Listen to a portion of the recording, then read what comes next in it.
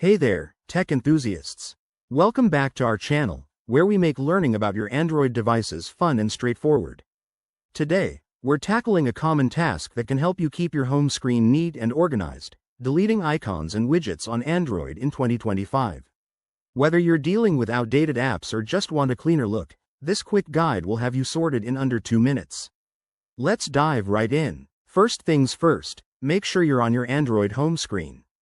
This process might vary slightly depending on your device manufacturer, like Samsung, Google, or OnePlus, but the core steps remain pretty consistent across Android 15 and later versions. Starting with icons. These are the app shortcuts you see on your home screen. To delete one, simply long press the icon until a menu appears. You'll see options like Remove or Uninstall. If you just want to remove it from the home screen without deleting the app, drag it to the Remove area at the top of the screen. It's usually indicated by an X or trash icon.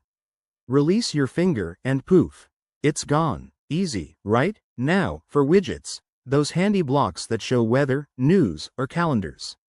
Long press the widget just like you did with the icon. A menu should pop up, and you can select Remove or drag it to the Remove zone. Be careful, as some widgets might be tied to system apps, so they could reappear if not fully removed. One quick tip. If you're using a customized Android skin, like on Samsung devices, you might need to enter edit mode by long pressing an empty space on the home screen first. Also, if things aren't working, try restarting your device or checking for software updates to ensure everything's up to date. And there you have it.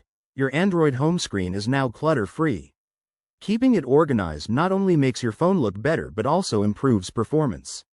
If you found this tutorial helpful, hit that like button, subscribe for more 2025 Android tips, and drop a comment below if you have any questions.